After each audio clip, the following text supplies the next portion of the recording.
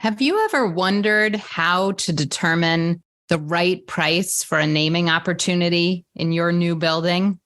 Well, if you have, stick around. We're going to give you the answer right now.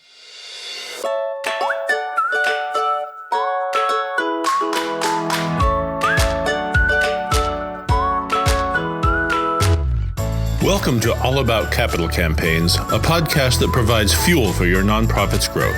Each week, Andrea Kihlstedt and Amy Eisenstein, co-founders of the Capital Campaign Toolkit, provide practical tips about raising more money for your nonprofit organization.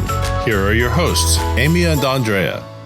Hi, I'm Amy Eisenstein. I'm here with my colleague and co-founder, Andrea Kihlstedt. And today we're going to talk about donor stewardship and why it's important during a campaign. Andrea, why don't you kick us off?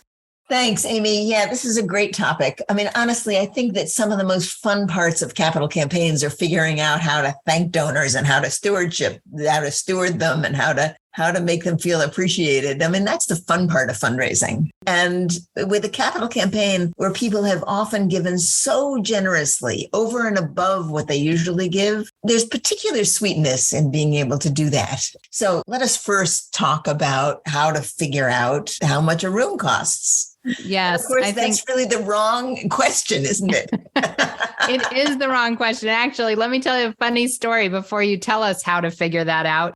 So I was talking to a prospective client the other day, and they told me that they had asked the builder how much the materials to build a room cost and had asked the donor for that amount. And I just, I wanted to bang my head against the desk because the poor thing had asked the donor for $10,000 for this room because that's how much the building materials cost. In fact, the room price for sponsorship for naming opportunities should have been, $100,000, 10 times what it actually costs. So no, it doesn't actually have to do with how much it costs to build the room. So why don't you talk about how to figure it out? Yeah, I mean, the other misconception, I'll give you one more misconception that happens, which is the sense that when a donor sort of gives a gift and to name a room, that the donor thinks they have bought the room. Yes. Right. I mean, that's a problem. So in a campaign I did years ago, a donor gave a generous gift to fund a chapel in a hospital,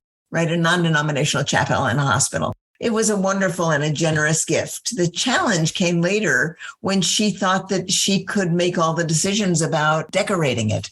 Yes. Selecting the furniture, selecting the art for the walls. And she was sure it was her chapel. It wasn't the hospital chapel. And it had been a miscommunication because, of course, naming opportunities are not buying spaces. They are not paying for spaces. Naming opportunities are donor recognition opportunities. They're opportunities to recognize people's generosity by connecting their names with particular spaces in the building, if you have a building campaign. Now, My old friend Bob Pierpont, from whom I learned a huge amount, used to say that naming opportunities are based on what he called checks appeal. Okay. By which he meant that spaces that had the biggest visibility, the best visibility, went to the donors whose checks were the biggest, right? Who gave the largest gifts to the campaign. So if there's a lobby or an entryway that everybody goes by as they walk into the building, even if it's a fairly small space, right? That entryway will have an outsized price tag on it. It will take a big gift to name that because it will be very visible. Right. I think that's a perfect, right? The less perfect example. The smaller, proportionally smaller. Now, as we talk about proportional giving, right? What do we think about? We think about the primary capital campaign tool, which is the gift range chart. Now, Amy, you want to tell people what a gift range chart is, just in case they don't know, and I hope they do. I think it's important for us when we use jargon to explain it. So, the gift range chart goes by many names. People call it the gift table or the gift pyramid, but basically it is a chart that outlines the number of gifts and the gift sizes that you need in order to accomplish your campaign. So for example, I'm going to use small round numbers. If you're raising $1 million, that's your goal. You might need one gift of $200,000 or $250,000. You might need 3 gifts of $100,000 and 4 or 5 gifts of $500 and on down. So a few gifts, a few large gifts at the very top, and slightly more gifts as you go down in amount, and then a lot of gifts at the bottom for your base. And that chart becomes the roadmap for your entire campaign. I think many people in the fundraising world know what those charts are, but they don't understand how important they are. They don't understand that they can guide everything, including donor recognition, to get to the topic, right? You can design, and you should design, your donor recognition program based on the levels of giving for your gift range chart.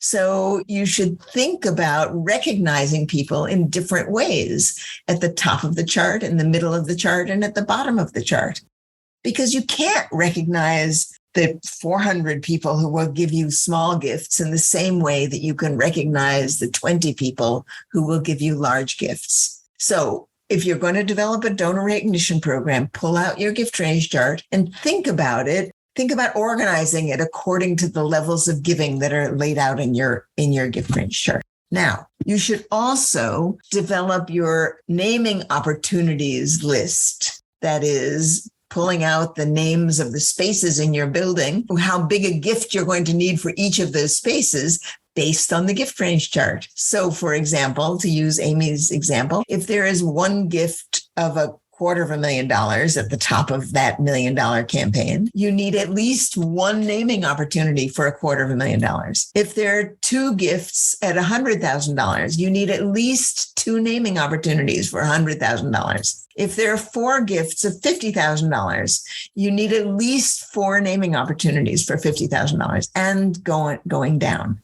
So the typical pattern is to pull out the plan, the architectural plan of your building, and make a list of all of the places that you think could be naming opportunities, starting with the flagpole and the lobby and the reception desk and the elevator banks and the exam rooms or the classrooms or the garden or right. I mean, just list as many things as you possibly can, and then put them in the order of checks appeal.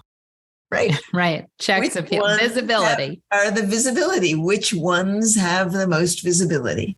And then make sure that you have at least one naming opportunity correlating to each of the gifts on your gift range chart, down to the level below which you will not give a naming opportunity to a specific space, right? And you'll see, if you need, you need 15 gifts of $10,000, you may not have 15 naming opportunities that are appropriate at that level. So you're no longer going to be putting individual plaques in individual rooms at those levels. So that's the way to figure out how to put a dollar amount, a gift dollar amount on a particular room in the building to recognize your donors, not by talking to the contractor.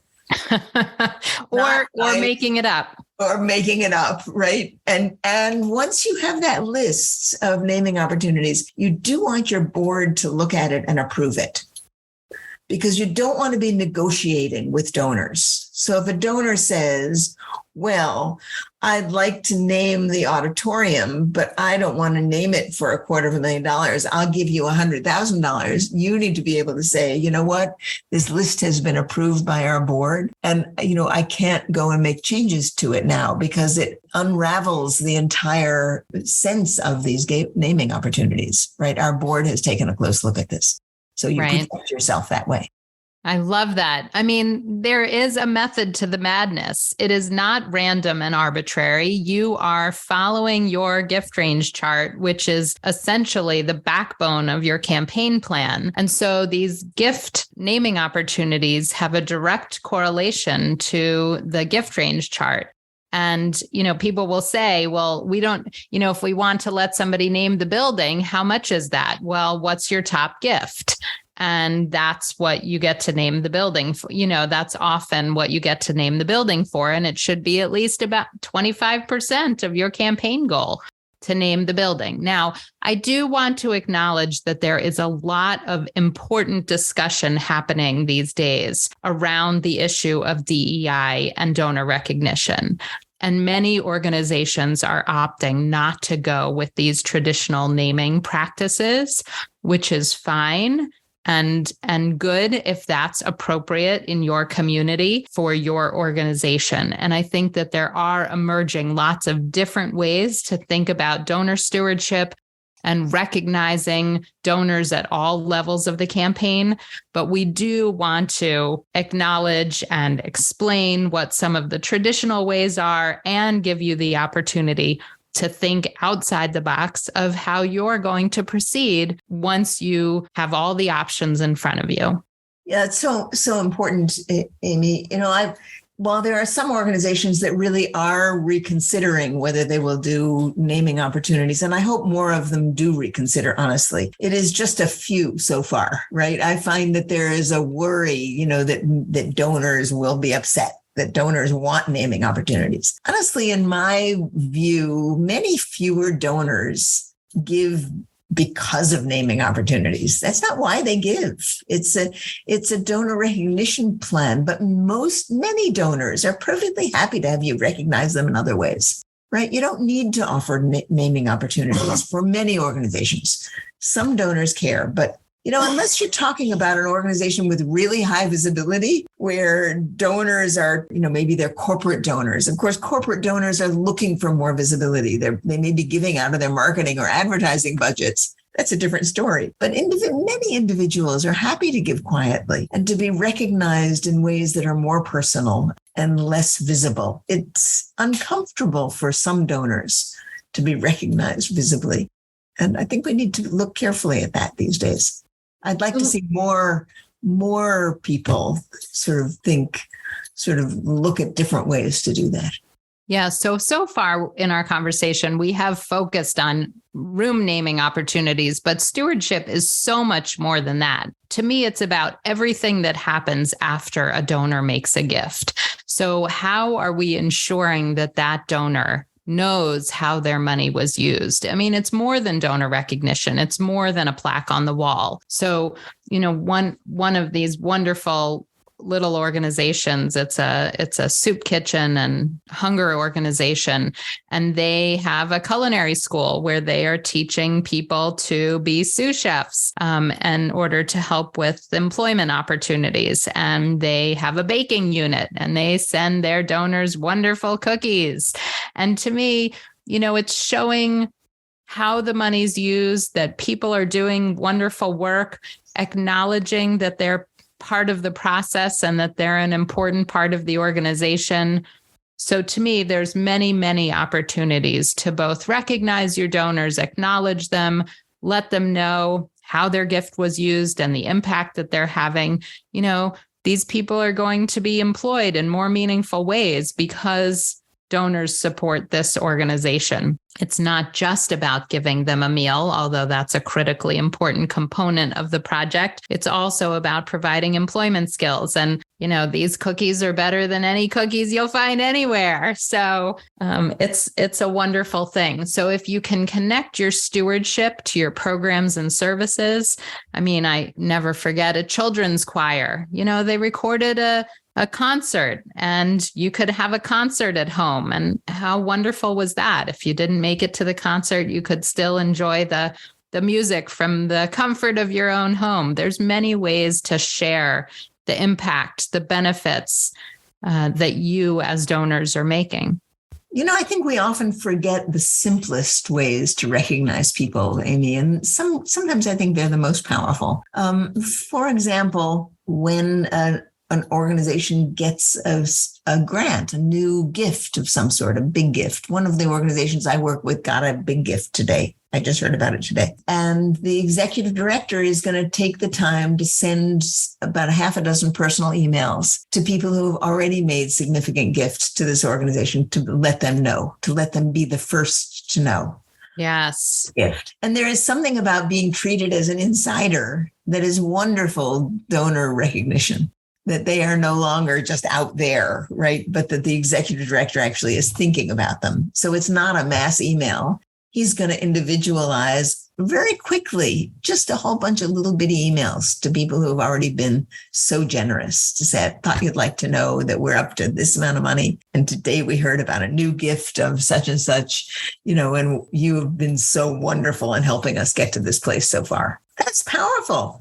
That is powerful. I love that. So simple. Well, and I just want to share that this is not something that you do on the fly. This is something that is carefully and thoughtfully planned out in advance of your campaign. You don't want to be scrambling after you get gifts to figure out how you're recognizing donors. So members of the Capital Campaign Toolkit do have templates and samples and guidelines on how to think about creating their stewardship plans, their stewardship activities, so that they are well prepared as they enter into the campaign, not as they're finishing and wrapping up their campaign thinking, oh my gosh, how are we going to thank our donors, or what are we going to do to share the impact? But the plans are created in advance, developed using the templates that are inside the toolkit so that they have that plan and that recognition all laid out in advance. Now, to go back to the example that I just gave, my client,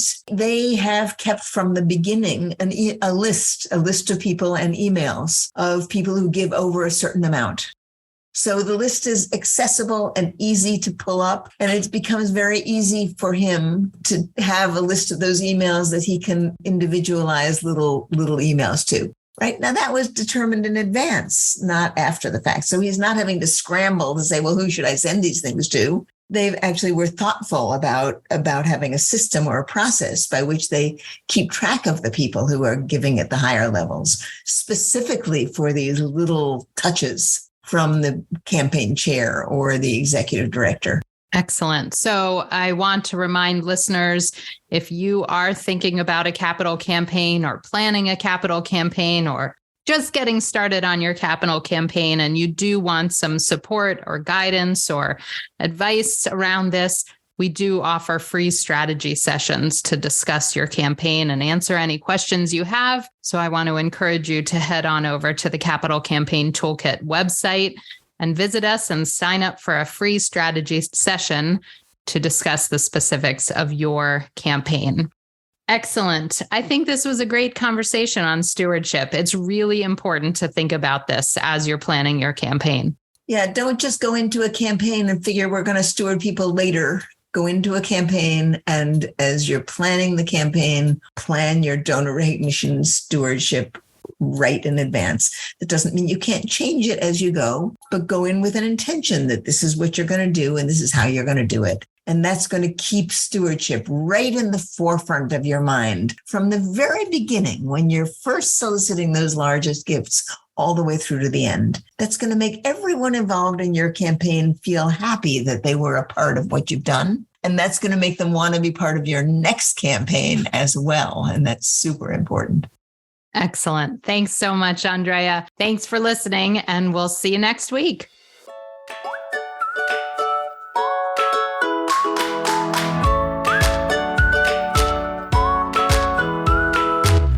Thanks for joining Amy and Andrea for today's All About Capital Campaigns. To learn more about them and their work together, go to capitalcampaigntoolkit.com. You can hear more from Amy and Andrea on a live webinar they host every Monday at 2 p.m. Eastern Time. You can join the live sessions and get your questions answered by signing up today at toolkittalks.com. And please like, rate, and review us on your favorite podcasting platform. Thank you.